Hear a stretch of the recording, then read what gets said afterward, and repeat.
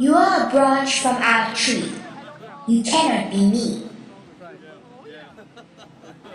I am a branch too. I cannot be you. We must all grow our separate ways and choose our own path as we break away. Is Mike still with us? Grow in different directions. Our roots will secure our love and affections. So always remember, though you grew from this tree, your life is your own and your choices are free.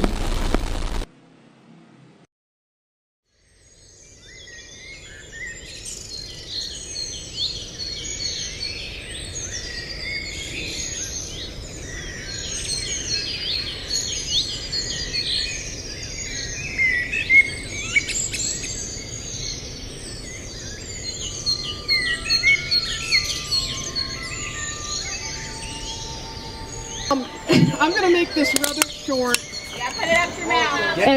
And even though I wrote this all down, I mean it sincerely from my heart. First, I wanted to say something about Diane, and I can't see her anywhere. Oh, there she is. Okay. Diane was born the first of 8 siblings, and I always thought that would be a tough shoes to fill. But Diane handled it with grace. She accepted this role very gracefully, and I think all of the siblings would agree. I really never knew Diane till I was about 12 years old. I heard stories about Diane having to take me as a baby and all her other little siblings, separately of course, but on her dates with her and Tom. Because Mom had so many babies that the only way Diane could go is if she took a baby with her. So she would go on dates and take us babies. Of course, I don't remember that, but I've heard about it. And that was a sure sign that Mom had more in her life than she could handle, for sure. So up until the time I was 12, I lived far from Diane. I didn't really know her. I'd seen her a few times. But one of my first memories in life of goodness was when I was 12. And Diane decided on a dime that she was going to turn her and her family's lives upside down for her family. Diane took Mom, who was very ill, Tammy, myself, and Casey to live with her in her tiny home in Indianapolis with her and Tom. And Diane already had 3 little ones of her own, so her hands were full. But that did not stop Diane from trying to give us a life of normality. Thank you, Diane.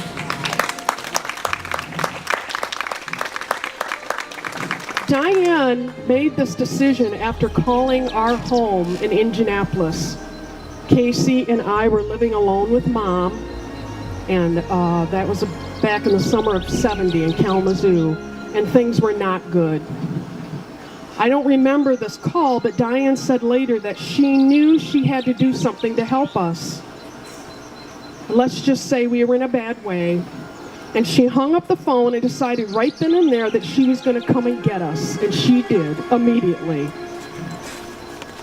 Diane came in her big station wagon, loaded us all up with the clothes on her back and whatever we could fit in her station wagon. Diane enrolled us in school and got us school clothes. And for most kids, that would seem like a very normal process in life. But for us, that was a treat, because we had an adult there to help us through the process, and she took a personal interest. I remember distinctly the clothes that Diane got me, and I was so grateful. When I tell people at home, friends, that I have an older sister, I tell them she is so kind and so soft-spoken and so lovely. Diane is also one of the strongest people I have ever known or have ever met. Even in the face of tragedy, Diane always comes out on top. Her children absolutely adore her, and I am just so proud to say that she is my sister. Thank you, Diane.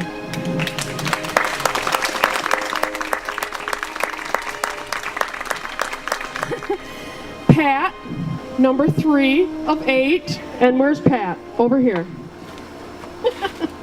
Pat.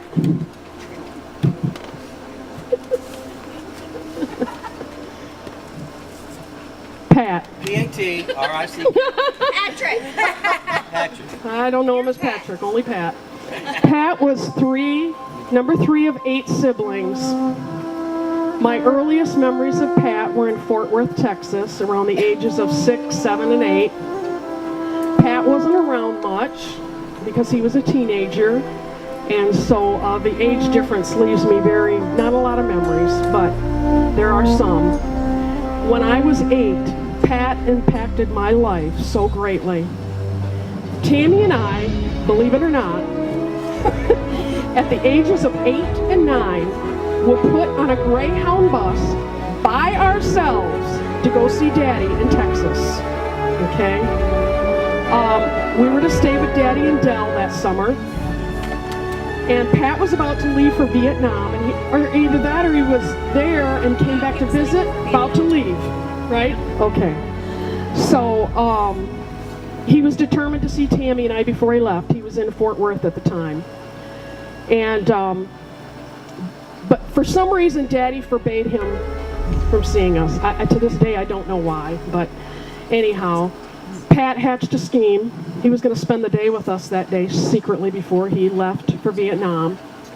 And he found out that we were going to be visiting an old childhood friend in the neighborhood that Daddy lived in. So he came to their home, and he picked us up, and we spent the whole day with him.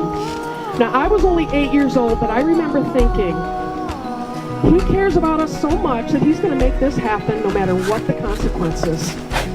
Thank you, Pat. I will never forget that. That was just one of the many self-sacrificing deeds that Pat carried out on our behalf over the next several years. As the years passed, Pat would travel back and forth from Texas to Indianapolis to take Tammy and I to stay with him and his family. I remember the long walks that we would take with him and his kids in his neighborhood. In the summer, I believe it would have been 1972, Pat made no less than 6 trips back and forth from Texas to Indianapolis, taking Tammy and I back and forth, just so that we could stay with him and Patsy. And when Mom got sick back in 1977, I cannot count how many trips Pat made from Texas to Michigan to see Mom and to support Tammy and Casey and I, since we were just young kids taking care of Mom. Thank you, Pat. That meant more than you will ever know.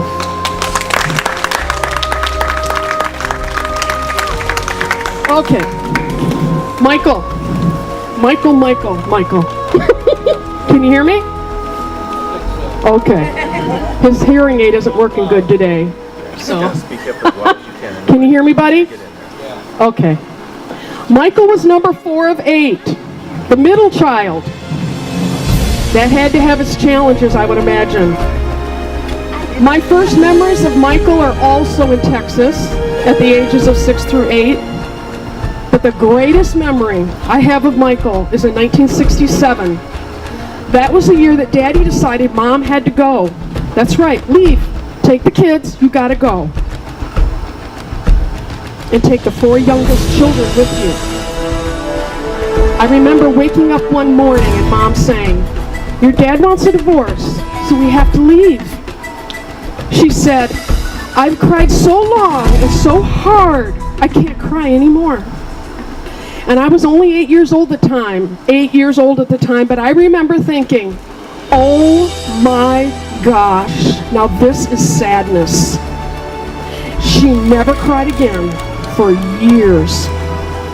Her heart was broken too, and I remember feeling so bad for her.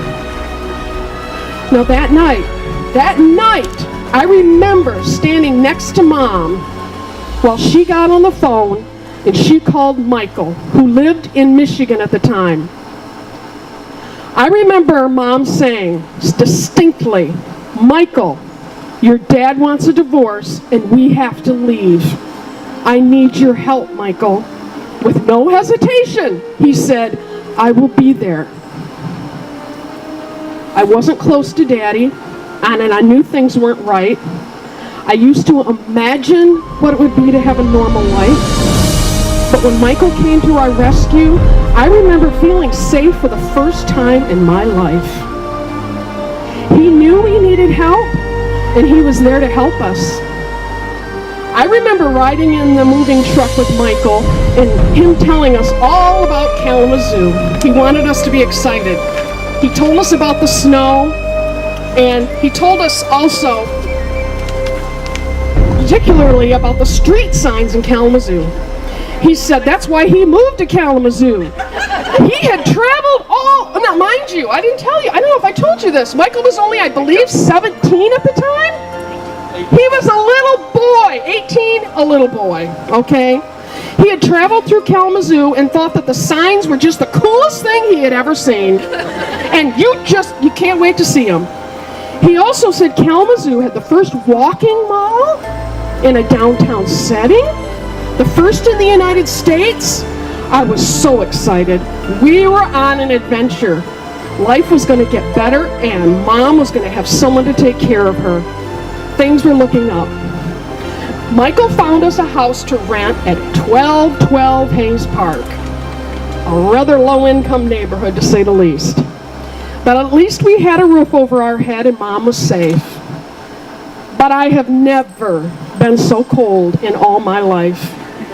Acclimating to the weather in Michigan took some time, but we survived. The best thing was that Michael ran that house like we were little soldiers, and that he was our commander-in-chief. Let's just say Michael liked a clean house. And I won't even start on the rules he had for his car. But I remember it made me feel safe. I thought, yes, someone is in charge. Then there were times when he seemed like a teenager, like the time he would take us grocery shopping in the winter and do donuts in his car in the parking lot of Meyer Thrifty Acres. Do you remember that, Michael? You don't remember that? Oh, now he remembers. It used to scare me to death, but it was dangerously fun too. One Saturday when we lived on Imperial Street, that was the next house Michael moved us to, he said to Tammy and I, "We're going to clean house today. I'm going to take out all the trash and burn it. Anything left out gets burned, so start picking up." Remember, Tammy? Yep. Our bathing suits went into the... So, Yes. so we did. We started picking everything up, or so we thought we did. We looked outside the kitchen window to see Michael through the window with our new bathing suits in his hand, ready to pitch them in the burning barrel.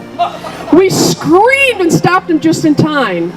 Lesson learned. When he said pick up, he meant it. Now, when your brother has to take on the role of a father and he's just a teenager, one thing that you do is you play a lot of games, particularly card games. And I mean a lot of card games. In particular, Rummy 500. And you better keep up. And you better take it seriously or you're out. Okay? He did not play around, and you better not either. Tammy, am I right? Yeah. I remember when I was about 9 or 10, there was a little boy that used to bully Casey and I on the way to school. His name was Tony. Oh, he was a dreadful little kid. And I remember I got home from school one day and I told Michael about this kid. I was desperate for help.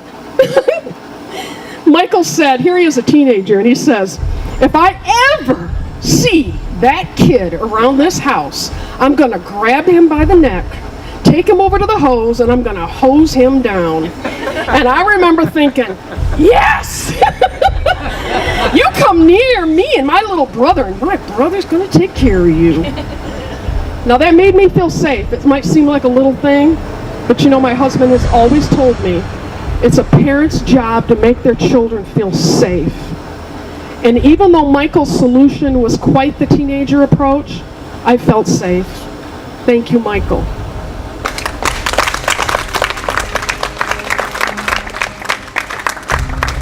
So Michael was tough, but Tammy and I think she will agree, always thought that Michael was probably the smartest person we ever knew, bar none. If he said something, we believed it, and it was gospel. If Michael said the moon was made out of string cheese, we would have believed him, wouldn't we, Tammy? Yeah. When you're growing up, everybody needs someone in their life that they feel has all the answers. It makes you feel safe, and it makes you feel confident.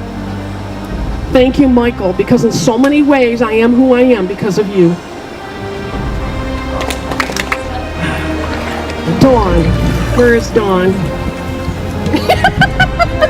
There she is. Okay, can you hear me? Okay. Dawn was number 5 of 8. But for the youngest, for her first 5 years, she was the youngest in the family, okay? But when she hit her teens, believe me, it was mother hen all the way. Dawn, I don't know if Casey and Tammy remember, probably. But Dawn would do things to get us to sleep at night. Do you remember what she would do? She would sing to us at night and scare us to death by singing, "Order in the court, order in the court. Whoever says a peep is a monkey for a week." And we believed her. And then she would stare at us and she would say, "Starting now." And we would just freeze. Okay? We would freeze. Do you remember?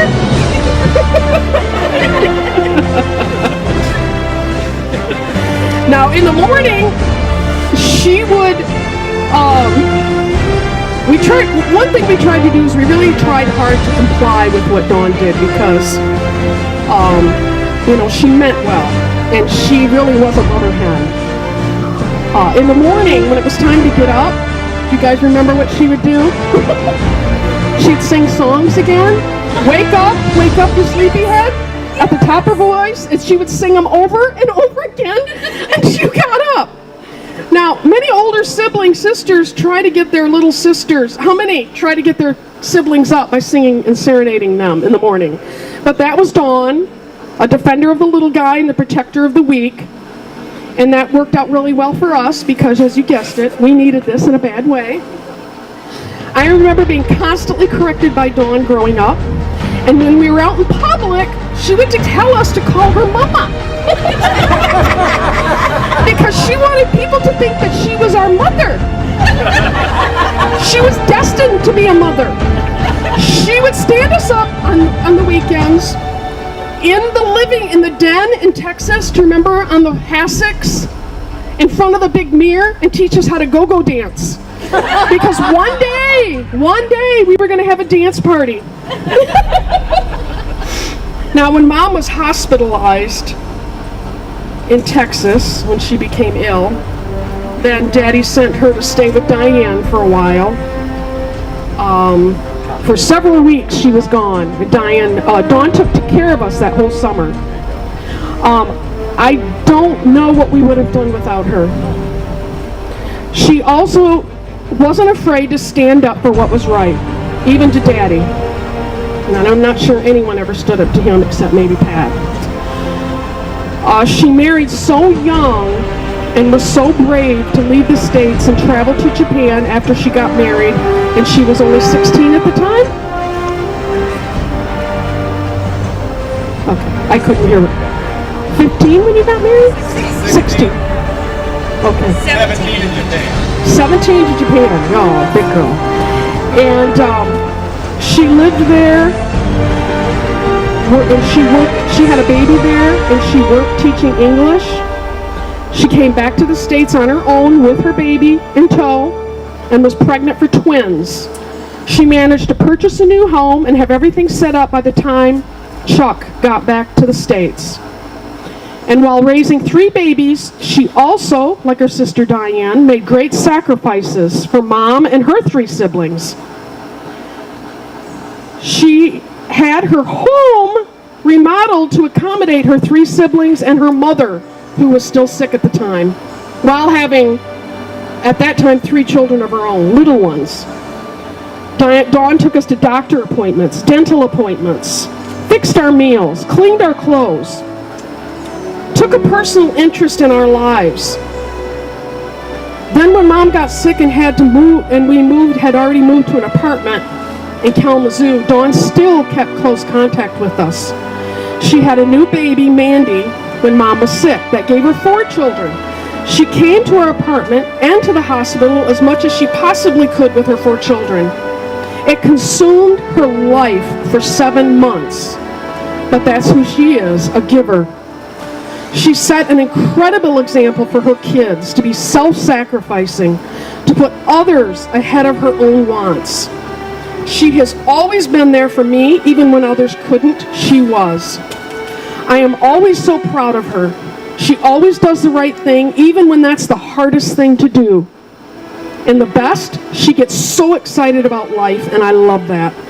I aspire to be as good as her. Thank you, Dawn, for being such a good sister.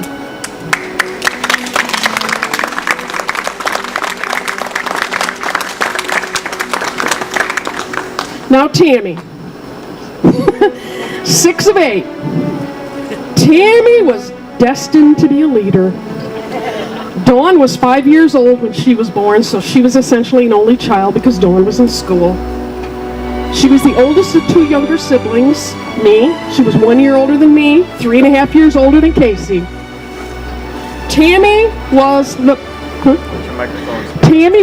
perfect child. Everyone wanted her. Uncle Don and Aunt Kate would keep her for days at a time. Daddy favored her over all the kids, and I didn't mind. Honestly, I knew she was a better child than me. She was well-mannered. She was intelligent, organized. Honestly, I knew all that at the age of 5. I remember thinking, oh my gosh, I can never live up to this child. Just to give you an inkling of her skills, at the ages of 8 and 9, my mom and Michael, I can't believe you did this, put Tammy and I on a Greyhound bus from Kalamazoo, all alone, to Texas. All Mom ever said to us was, Tammy, sit behind the bus driver in case you have any questions. Kimmy, do everything Tammy tells you to do. I was like, okay. So, that's what we did. And then,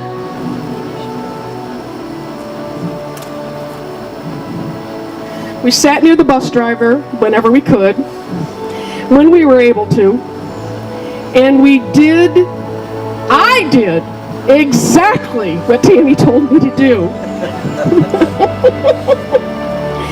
We changed buses so many times I can't count. Now Tammy would use this trip as a time to quiz me on all the capitals of the United States. But she took it seriously. All I wanted to do was read comic books about Scooby-Doo. And she insisted that we use our time wisely to learn the capitals of the United States.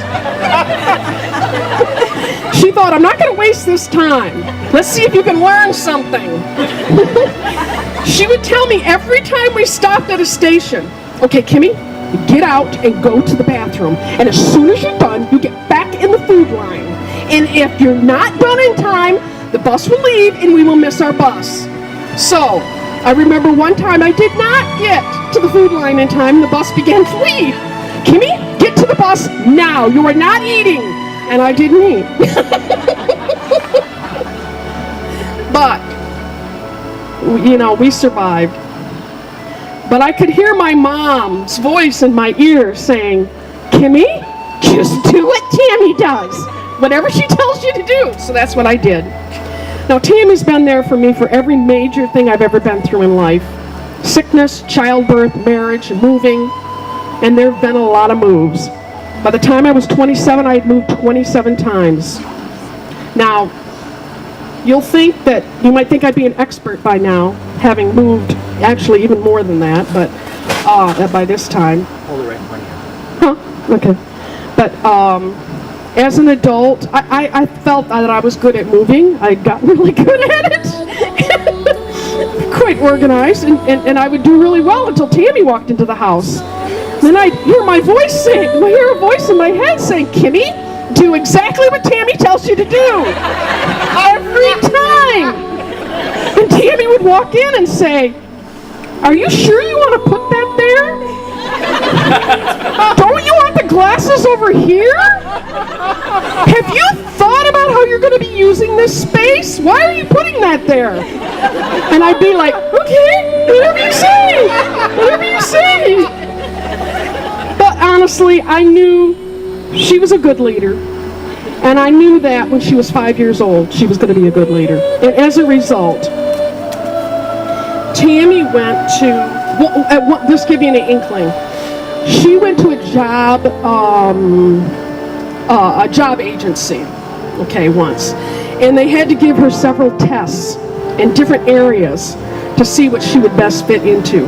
And a close friend of mine worked at that agency. And she came to me and she said, your sister came and we gave her testing on what she would be best at for a job. And she said, I have to tell you, we have never had anyone come through the door that tested as high as your sister in every area that she was tested in. Oh, come on. And I thought, I am not surprised.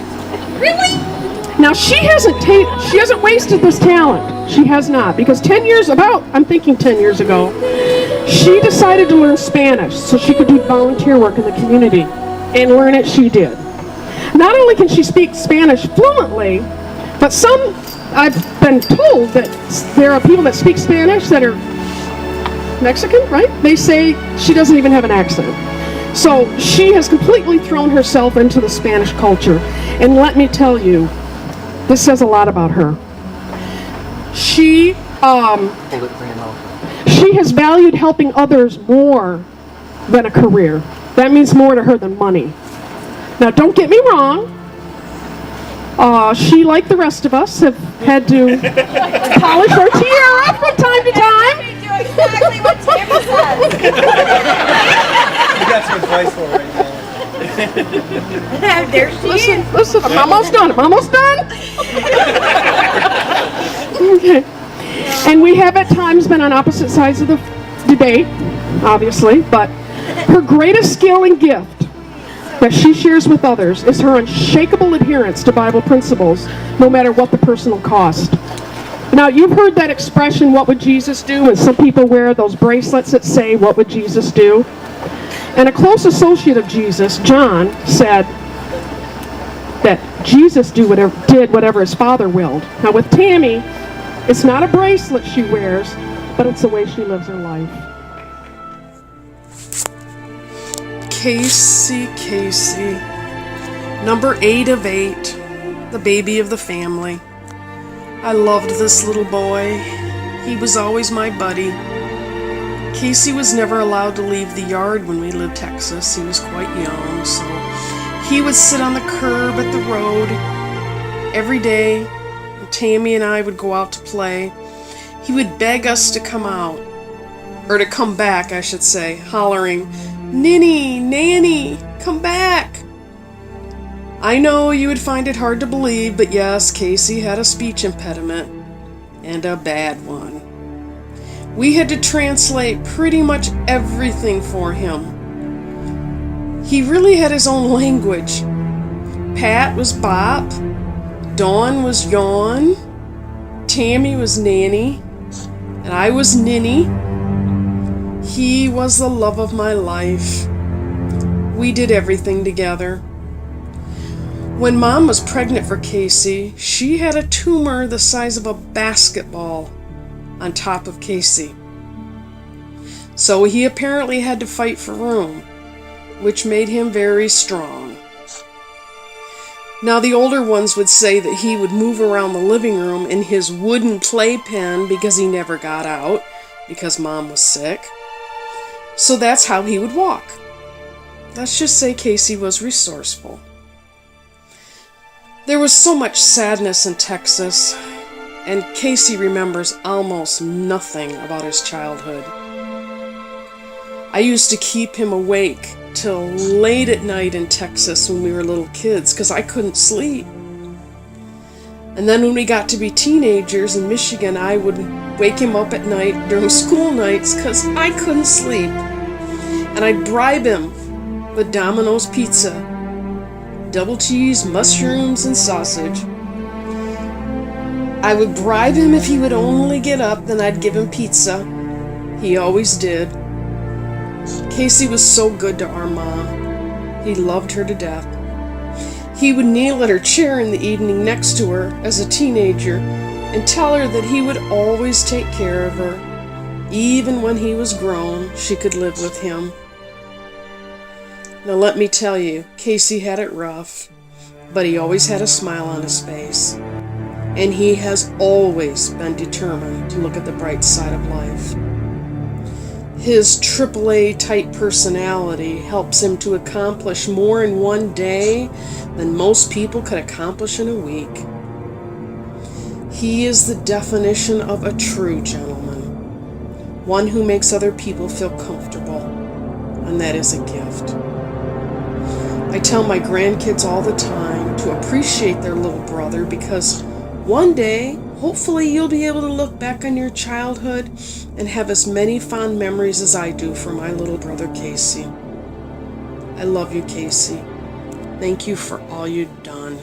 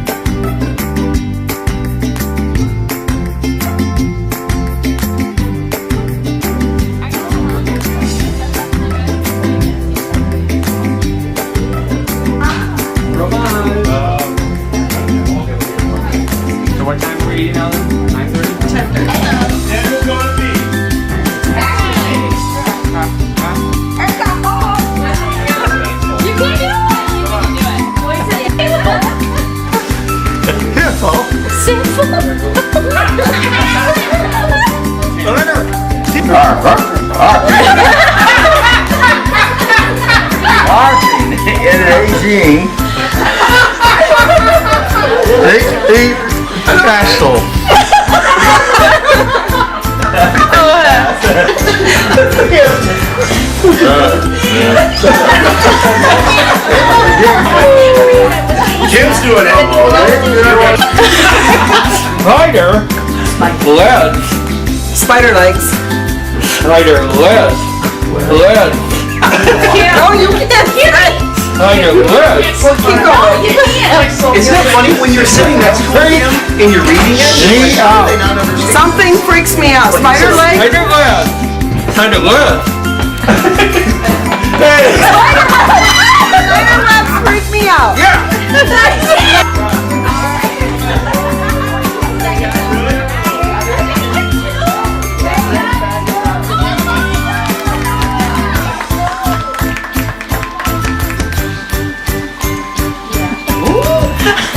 Wiener.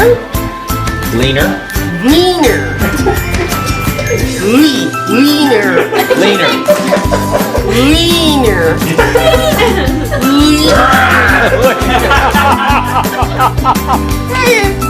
Wiener.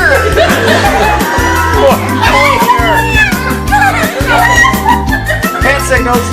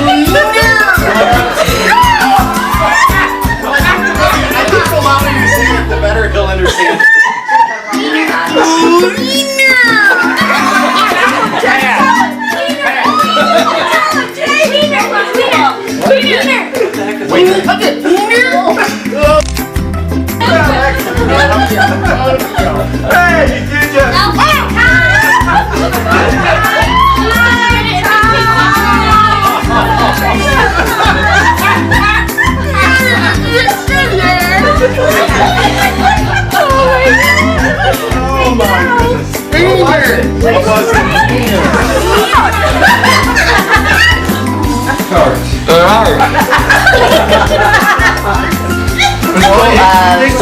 Bard? They can still understand.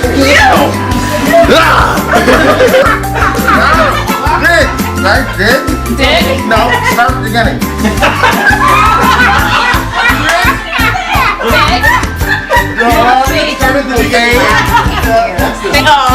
Just hit my face. A flying what hit my face?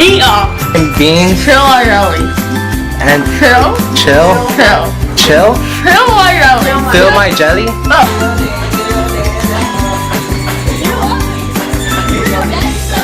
Say the whole thing. Peter Pan, Peter and Where'd your tooth go? yeah.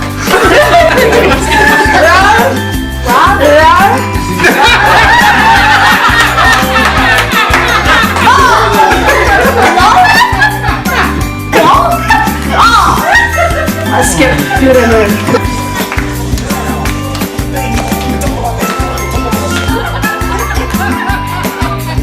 Mike and Cindy? Yes, no.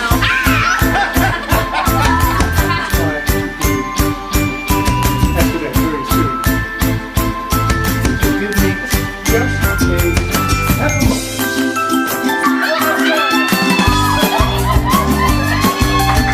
What did I do?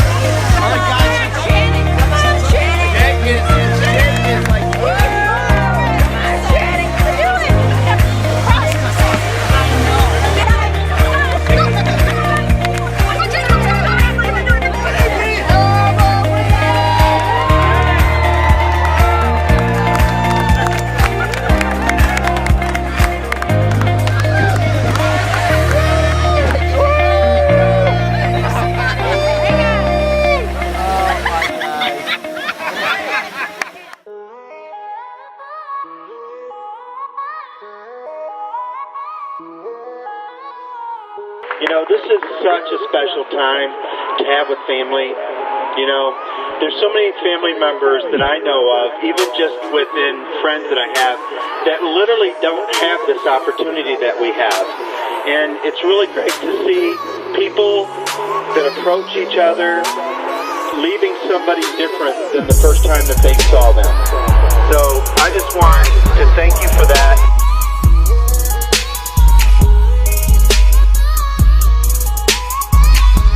I'm very happy to be part of this family, and part of this group. And I want to commend all of my brothers and sisters for the job they've done in raising their children to be what they are today. That's pretty much all I've got to say.